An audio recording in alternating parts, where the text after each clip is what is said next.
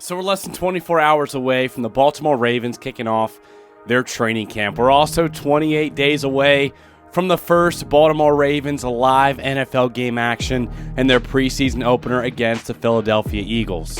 So football season is right around the corner. Rookies reporting tomorrow. Derrick Henry looks like a man on a mission, and Rashod Bateman feels the best he has since he's been a Baltimore Raven. You can see it in the workouts and much more Baltimore Ravens news. So welcome into another episode of Ravens Reports. It's your guy Noah here with For the Flock. As always, bringing you guys our top 5 news reports and storylines coming out of our Baltimore Ravens today. I hope you guys are doing great. I know it's been a while since we've uploaded. We just got back from our mission trip in Brazil with our church. It was absolutely incredible. And I apologize in advance. My voice is a little bit shy. I got a little bit sick under the weather there towards the end in Brazil, but we're doing great. We're back here with some Baltimore Ravens coverage. We got literally 30 days until I'm off of active duty, and all my full-time efforts and energy is going into this channel to bring you guys the best Ravens coverage possible. So make sure you got your subscribe and notification bell on. Let's go ahead and dive into the content. At number 1, Marcus Williams. He speaks on the Lamar Jackson and Derrick Henry duo. Check out what he has to say. A superhero. And Derrick Henry. Tell me what you saw this offseason. I know Lamar was there for the final minicamp, but when you look at King Henry and knowing what that's like, once he gets that locomotive going, as a safety, what's that like trying to bring that beast down and then trying to deal with Lamar at the same time? Hey, we're not going to go into how I'm going to tackle him because I don't got to tackle him. That's all about the other team now. I mean, I had to tackle him before, and, it is what it is from that standpoint. But, these other safeties that got to go up against them in the division, they're going to have a tough time. Lamar looks good. He's throwing the ball great. He looks smooth.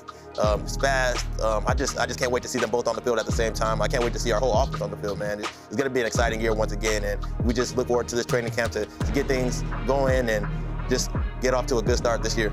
He's like, dude, I'm not going against him. I'm glad I don't have to figure out a way to tackle him. If you saw Lamar Jackson, winning his SB yesterday, he looks incredibly slim and in shape, man. And, you saw how he was moving around in the mini camps and stuff, and he's going to be a pain to take down with his speed and elusivity, plus Derrick Henry's absolute powerhouse build.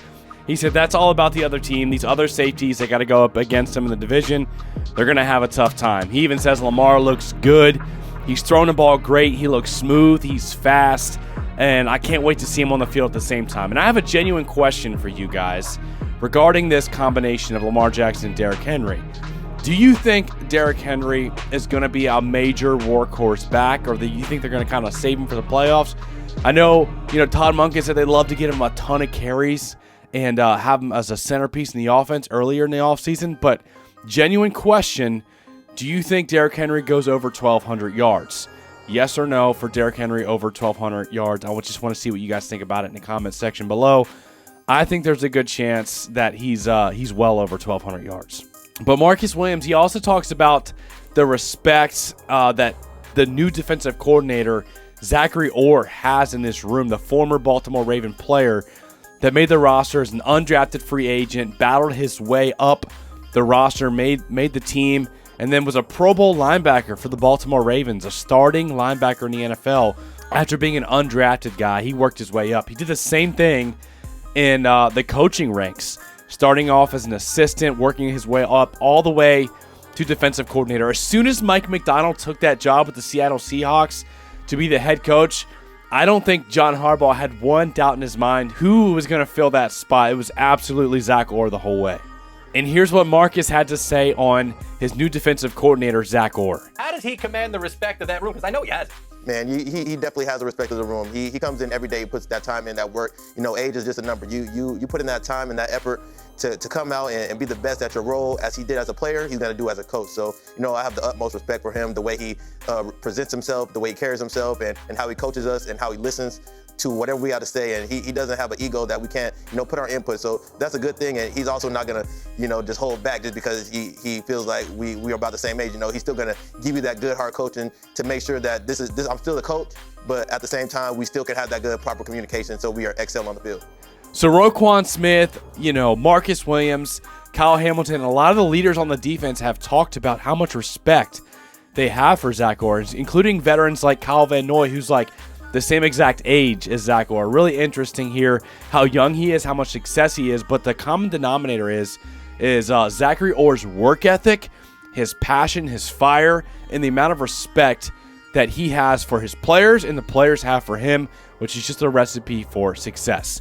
And number 2, going back to what we were saying about Derrick Henry going absolutely crazy and some more offseason workouts. Even whenever Derrick Henry was on the Titans, you would see these clips coming out almost every year where he's doing some insane workout, and you're just thinking to yourself, no wonder why he's a Hall of Fame caliber back with multiple rushing titles, carrying his, average Ryan Tannehill-led team to an AFC championship, right? So, of course, some more workouts are trickling out of Derrick Henry putting in the work just because that's who he is. And I remember whenever he had an interview, he was like, I'm still coming in, competing with the other running backs in the room for carries. And he keeps that mindset, even though he's literally a Hall of Fame type of career under his belt already, and the Ravens paid him in free agency. He's still coming in with a hungry, not messing around mentality, and you can see it very evident in these workouts. Him and Lamar Jackson are going to cause major issues. I would not want to see Derrick Henry, Patrick Ricard rolling downhill, especially with the play action game and stuff that we're going to talk about here. And that's why I think, this could be the best offense we've ever seen in the Lamar Jackson era. Yes, even better than last year or the 2019 season because of this impressive stat we're about to talk about. But first, I want to show you guys this brand new chair I got that I've been working with from FlexiSpot. Before we get on to the rest of today's content, I just wanted to give a special thank you to FlexiSpot for sending me this brand new chair that I absolutely have fell in love with, man. A lot of y'all know I've been in the Marine Corps for the past 8 years. That can take a toll on your back. I obviously spend a good amount of time recording videos on my computer and editing videos. And I used to have this old chair here that really just wasn't that comfortable. Just a basic office chair that you get at an office store, and just really, long periods of time sitting on it would get really uncomfortable. My favorite thing about this flexi chair that I just got is it's so comfortable for prolonged amounts of times editing videos, especially on the lower back. That's my favorite feature, is that lower adjustable lumbar support. It actually moves with you as you adjust in your chair. It's still giving you that solid lower back support. That's been one of my most nagging pains, is that lower back, and that really helps out a lot. There's also a feature, if you don't want it to move around as you're moving around, you can lock it into place. And it also has an adjustable headrest. You can move the arm portions, the armrests forward, backwards, especially if you're doing a lot of mouse scrolling and stuff like that. It's really convenient and comfortable to use those as well. It's also very roomy, very comfortable. I'm a 6'1", 240-pound dude, so I'm not always comfortable in most chairs. This chair is huge, gives you plenty of space. You can truly get a nice, comfortable, customized fit. You can recline in the C7 chair up to 128 degrees in on those 5 key positions with a max loading capacity of up to 300 pounds. Another big feature I like is the forward leaning position. Sometimes I don't like to have my back all the way up against the chair. If I want to kind of lean forward in the chair a little bit and kind of really dial into what I'm doing with, I'm editing videos or whatever, it's really comfortable to do that as well. If needed, there's also a footrest option available. It's also just very visually appealing. It has this nice kind of gray textured finish, and I just love the way it looks in my office, real modern and sleek looking. I highly recommend the FlexiSpot C7 for anyone who spends a lot of time sitting, whether you're a freelancer, video editor, content creator, finance professional, IT specialist, whatever you're doing. If you're sitting a lot, you're gonna like this chair. And if you prefer, an integrated ergonomic chair, you can choose the C5, and it's an office chair for just over $200. The other thing I love about the chair is that FlexiSpot offers a 10-year warranty because they really believe in the quality of this product. So far, it's an amazing product. And if you guys want to go check it out, you can use this special discount code C730 and get a $30 discount, $30 off. And again, thanks to FlexiSpot for sponsoring today's video. All right, so going back to why this could be the best offense we've ever seen in the Lamar Jackson era. This is I'm comparing that to the 2019 offense that broke multiple records. That was the highest rushing offense of all time. I'm not saying it's going to be the highest rushing, but I'm talking about overall production, yards, and points. This could be a really, really nasty offense with Derrick Henry and Lamar Jackson because of this stat right here. Okay, so Lamar Jackson was the best quarterback in 2023 in intermediate passes. And you may wonder what that has to do with, Derrick Henry, but check this out. Derrick Henry made Ryan Tannehill from like a average quarterback into one of his best statistical careers ever back whenever the Titans made it to the AFC Championship. And that was largely due to hard play action in that scheme, where it was a lot of under center, tuck the ball into the belly of Derrick Henry. That year he had 2,000 rushing yards, and he's a threat to take it to the house every time he touches the football. And Ryan Tannehill was just plucking easy passes over the middle of the field because of that hard play action, those linebackers getting sucked into that play action. So the Ravens already had a really dangerous rushing threat with Lamar Jackson that linebackers and defensive coordinators and safeties already had to account for and deal with. Now, Lamar Jackson, he's apparently lost weight to be more mobile, so he's adding some more elements to that rushing attack that we saw in 2019. And we got Derrick Henry, one of the best running backs in the NFL, added into this offense. And you're into the second year under Todd Monken, where they're getting more familiar with each other, the personnel, the play calling, and a lot more comfort and recognition in the offense. So you got the second year with Todd Monken, Lamar Jackson with this rushing attack, losing some weight. And you got Derrick Henry, who's going to absolutely be able to take over games in and of himself. And then you got, third-year tight end Isaiah Likely, who broke out last year. And, he went to tight end U again this year, by the way, going in and putting that work. Mark Andrews is going to be fully healthy. Last year, he went out mid-year with that horrific, leg injury.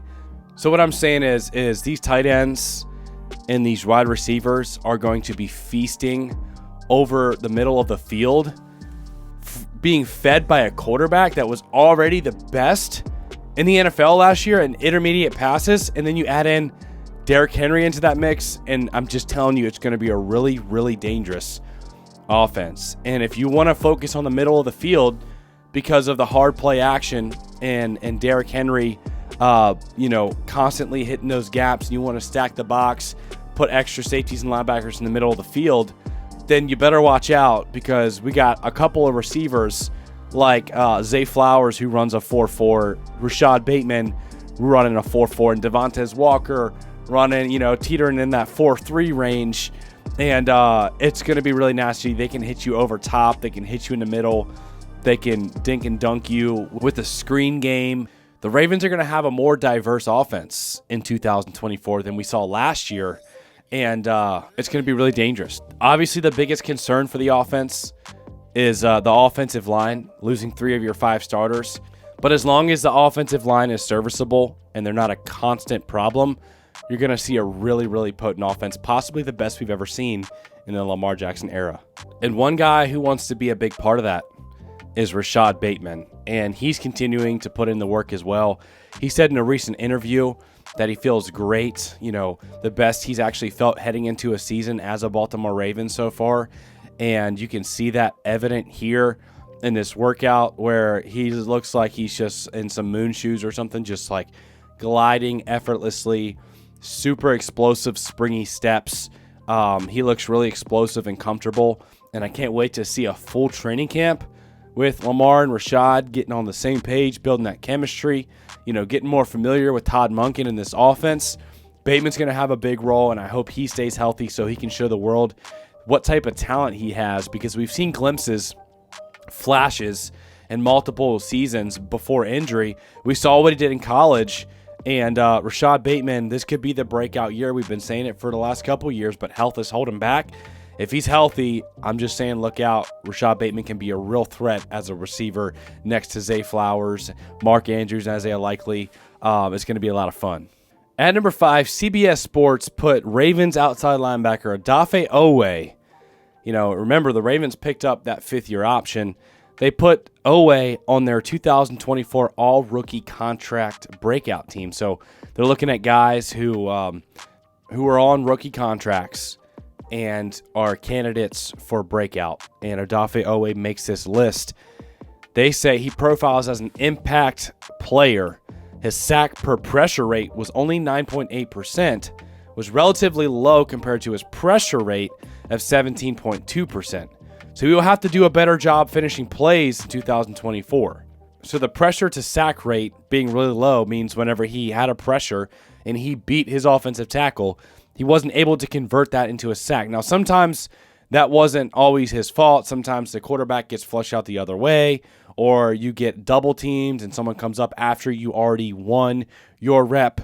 Whatever the reason is, he's got to do a better job finishing, because his pressure rate overall was top 15 in the NFL last year at 17.2%. So he was beating his offensive tackle just as often as some of the other elite pass rushers in the NFL. He just has to finish and get some more sacks. And I want to know in the comment section below your thoughts on the pass rush. Are you concerned? Are you excited? For me personally, I'm more optimistic about the pass rush than some. I'm excited to see what Tavius Robinson can do in his second year, because he's apparently made some splashes and some plays and looks really good, looks really lean and strong according to the off-season workouts and the voluntary camps. And I'm also excited to see what David Ojabo can add as a rotational pass rusher now that he's going to be healthy, back recovered from that ACL surgery. So we got Kyle Van Noy, we got Justin Madubuike, who led the pass rush in sacks last year, also led the entire NFL and interior defensive lineman sacks. Odafe Owe, David Ojabo, Tavius Robinson, Malik Ham, and then the rookie Adisa Isaac. So there's some options there. I'd like to see one of the two of these guys really break out and carve out a nice role in this defense. That could be the difference between a good defense and an elite defense in 2024. As always, if you got any value out of today's content, make sure to hit the like button. I would really appreciate it. It really helps with the channel, man. I love you guys. I appreciate you guys. Don't forget to have that subscribe and notification bell on so we can keep you up to date on everything Baltimore Ravens news, man. I hope you guys have a fantastic day, and we'll see you in the next video.